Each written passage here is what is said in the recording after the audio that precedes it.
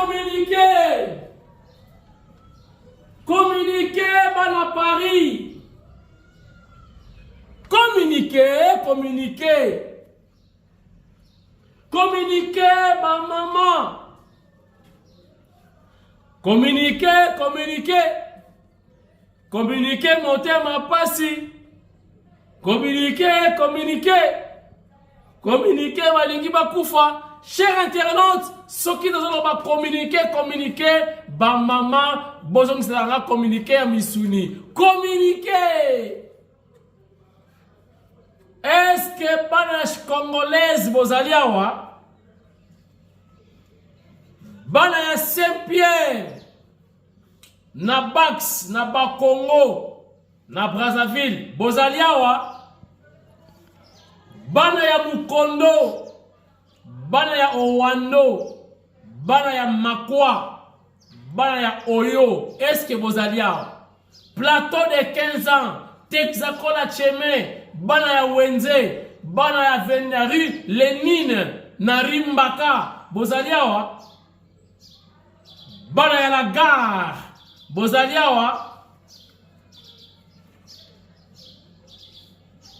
bana ya Kamama, est-ce que vous allez bana ya Kuka na Luanda bozali awa?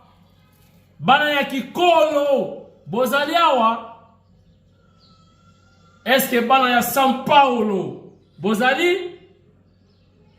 Est-ce que vous avez na Cotonou bana ya Sénégal Nangadef bozali awa? Chers internautes, bienvenue. L'autre solo là, communiquer, Kagame a piqué crise. Kagame a kufa na ye moko aluki makambu, ayebita aluki makambu pa ya nani. Chers internautes, Tozelaki, Nations Unies a décidé. Nations Unies a décidé nini dans cette émission. Restez branchés, scotchés, chers internautes, Karibu, Boyamalamu. Mbote et pas nyonso bozwami boza kotala nekonabino papi kamwasi toza kotindika awa blague ezate communiquer orate communiquer okobela obuidi fuiri okufuiri kutorekeri makutadi IDPS bana éprouver ngaipe na éprouver mais et quoi empêcher ngaite na sala émission. Donc petit frère na ngai akufi. Donc moi na ya papa neki na ngai akufi naza éprouvé. IDPSP bakufeli un doyen, un ancien membre d'honneur batu pesi mon solo pour na IDPS natango ya pasi natango ba difficulté akufi.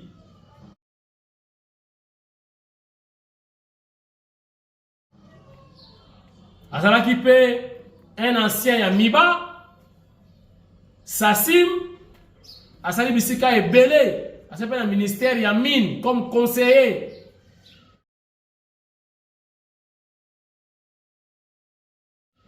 Atiki biso comme on a papa Justin Mwabilai atiki biso to repesa communiquer na émission ekoya après émission oyo tokoyebi sabino matanga eza wapi en attendant le programme batu so sangana na parcelle familiale na quartier Joli Park avenue Mama Bobila Dawa numéro 5 na Chanik na commune Ngalema. Chers internautes, ba bonne nouvelle ezali ba mauvaise paix ezali mokili etambolaka ndenge wana. Moïse baba yo yepe amoni Kabila komi koloba yepe aloba bana kini alela bana chango bana kiake alela papa fanda na yo Moïse fanda na yo kotumbola biso te mikolo limwa ki na yo tika atumbo lisusu biso. Oh Moïse tala tika biso tuna na kuna na Israël, est-ce que ça va na Palestine tika biso na Moïse pardon tona makamusu na Rwanda awa tika biso Moïse tika biso potoko lamusa biloko awa tika biso. Chers internautes, esengo ya kozala na mokonzi lokola Faci Beton na mboka oyo basinistre oyo ezali catastrophe naturelle, bato bazindi, bato bakufi une trentaine na mai. Mokonzi mboka se déplacer ye pena kataka programme, akati programme aye kutala bandeko oyo bazwili kama na nzela ya catastrophe naturelle. Boyoka bapesi bango esika babomaki bapaya oyo bayaki na ya francophonie, bamusi nyonso bomoni mona bamatela badra banzungu nyonso oyo bakozala na yango mutu apesi bango ezali fondation Mama Denise Nyakero. Boyoki ngai mwasi ya mokonzi ya mboka po Faci ali papa na biso nyonso, Mama Denise ali mama na biso nyonso, baye ko assister bana oyo bazwi makama. Mama Denise apesi bamus do bamatela badra bakouverture nyonso po batu balala malamu. Pe mokonzi ya mboka ye moko aye tango ayaka na epoke ya Covid aye atuni bolali malamu. Papa, tolali malamu. Est-ce que boliaki? Est-ce que bomelaki? Papa ye moko aza kutuna bana po aye basoki ba problème ezali. Papa ya boye boko soye wapi? Regarde.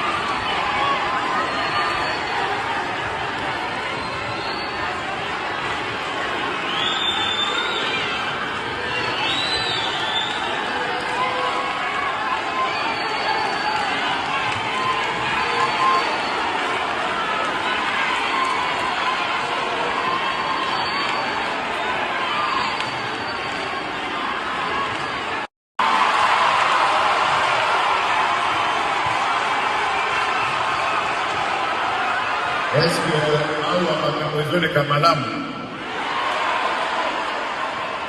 monali malamu? Est-ce que boliaki boliana mte?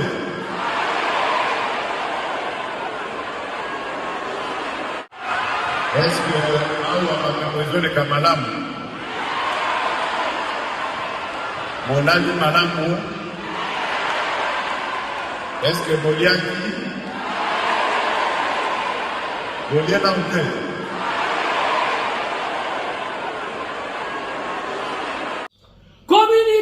Communiquer. Nations Unies lobakate et lobby. Batu ba condamné.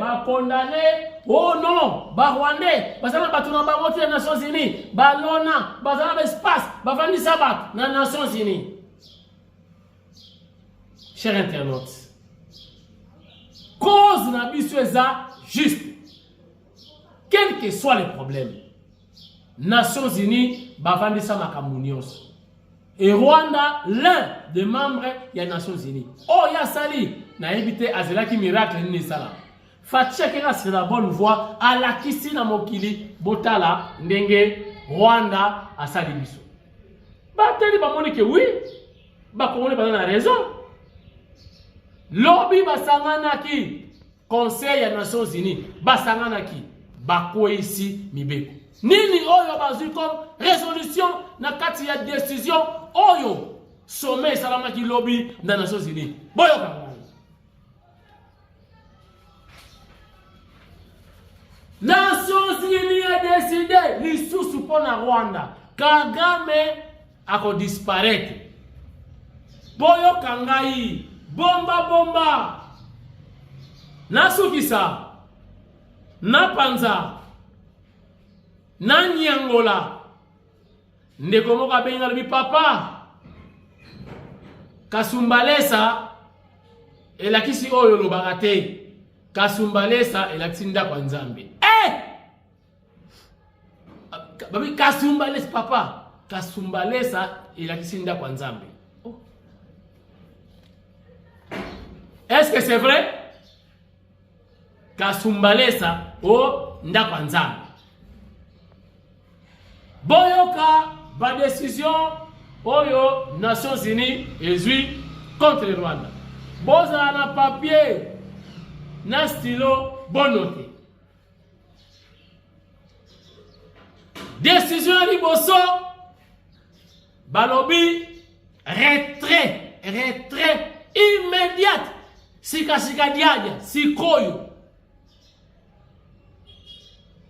Ya M23 na Rwanda na Goma na Bukavu. Wana liboso wa sikoyo balongwa mbango. Wana Nations Unies, Union Européenne te Nations Unies. Yami bade. Retrait total. Boyoki ya liboso retrait immédiat. Ya M23 na Rwanda na Goma na Bukavu. Voilà décision ya Yambo. Boyo kami bale munene. Retrait total. Ya Rwanda. Donc ba troupe rwandais nyonso. Na RDC retrait total. Ya ba troupe nyonso ya Rwanda na RDC. Balo. Na RDC, na lobi na RDC. Babaki boso Goma na Bukavu. Après balobi na RDC Mobimba. Donc la position de ce bazana balongwa bazonga et pas na bango calmement. Troisième point. M23 balongwa na ba position nyo ba position nyonso baza ko occuper na RDC. Na ba bunagana na nyonso balongwa. Quatrième point.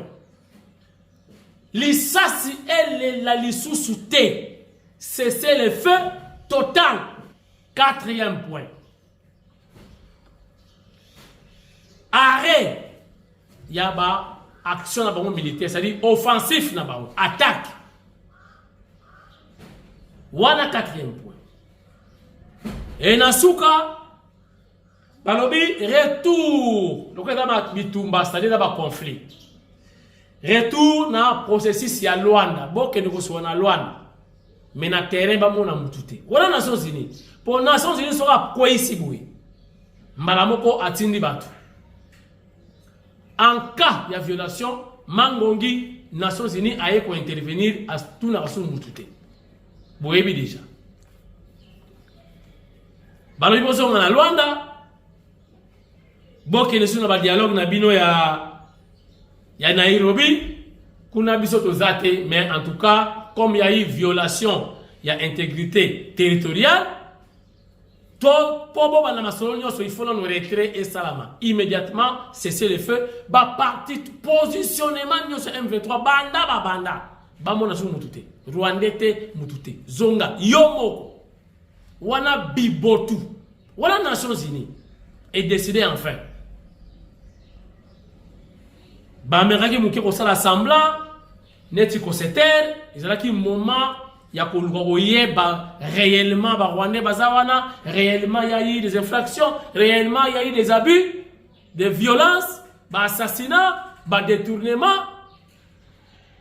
Après avoir réuni ba éléments nyonso wana nde ba ko ici ndeko ko wana biso kutute Nations Unies. Donc RDC a ça qu'on gagne, on gagne. Côté wana, Fachi Béton, félicitations, merci beaucoup. Moussala Kitoko. Lelo, awana Kinshasa, clôture ya consultation. Bawa bakende consultation, o bakende kite etali bango, et Berand azo clôturer lelo consultation abouo. Ce gouvernement ebimi, comme on a eu ezate, faute nangaite. Faute kozala ya nani. Consultation esili et Berand akangi bisaka akenda misala esili. Lobby et inaki muke na Kinshasa na ministère des Affaires étrangères ba lobby daki encerclé na bengi pe na ba source na ngai. Il semblerait bayaki okanga mutu kuna mais ndenge bayelaki kuna dali affaires étrangères ba diplomate bayaka ba paya bayaka mingi bayako okanga mutu ce qui peut protocole d'état moko agent ya protocole d'état mais ndenge bayelaki population ayebisi bango non boyende fo kende lango na ba territoire occupé awa na centre-ville te ba policier kagule mokonza mboka la police oyo te faut revoir. Faut vraiment revoir à zéro police yindi na ville ba ko kanga mutu bazalaki wana ti au delà à 18h 19h ce bazalaki wana ce qui ndeni o mutu ko bazuyete intervention wana bazala ngo besoin na Bukavu na Goma bokene ndenge wana bo parachute bo kiti bokangi ba Rwandais catch na centre ville te ndenge wana te ba paya baza soni boete toujours makamwamai nambandaka une vingtaine de personnes bakufi donc non loin ya mbandaka na naufrage wana pe secteur ya nani ya Jean-Pierre Bemba Gombo secteur na peut-être ba problème ebelé plus de 20 morts non loin ya mbandaka par naufrage, c'est-à-dire bateau est chaviré et zindi bateau bawei. Au moins on appelle bateau bawei mikanda ezate feuille de route mobulu donc mobulu ba bateau ebele tamana na ba mai na biso bazaka na ordre te. Jean-Pierre Bemba Gombo yobodama na Équateur secteur wana ya ba mai transport fluvial. Il y a vraiment du désordre. Kende Mbandaka, Kende Bokungu Ikela, Kende na Bwende, Omona, Oyokana Mawa. Ba famille, donc papa, Bana, Mawatro. Conseil spécial, il y a magistrature. Basanganaki, pour la Mbalaya Yambo. Na assemblée générale ordinaire.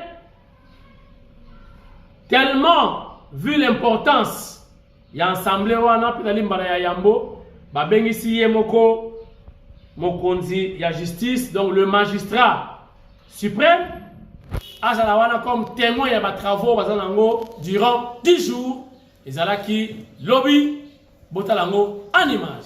Regarde.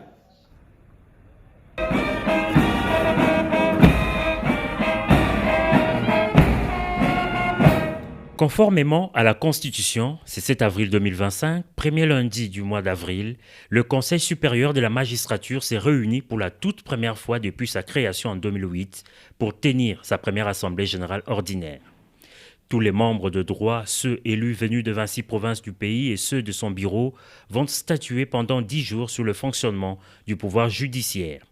En sa qualité de magistrat suprême, le président de la République Félix-Antoine Tshisekedi Tshilombo a tenu à ouvrir personnellement les travaux de cette première assemblée générale, 18 ans après la grande réforme qui a créé cette institution judiciaire et quelques mois après les États généraux de la justice qui avaient recommandé sa tenue à la date instituée. Pour la renaissance d'une magistrature au service du peuple, le thème de cette assemblée générale sonne comme un leitmotiv du magistrat suprême donné aux magistrats en juillet 2023 à l'occasion d'un séminaire de formation de magistrats. Dans son allocution d'ouverture, le chef de l'État a formulé ses attentes à l'issue de ces assises. Pour lui, la population attend un changement de la justice congolaise. À travers ces assises, je vous exhorte à œuvrer à l'édification d'une justice véritablement digne de notre nation. Une justice à la hauteur des défis de l'heure. Une justice qui protège sans faillir, qui rassure sans faiblesse et qui, avec courage, sanctionne toute atteinte aux droits fondamentaux de nos concitoyens.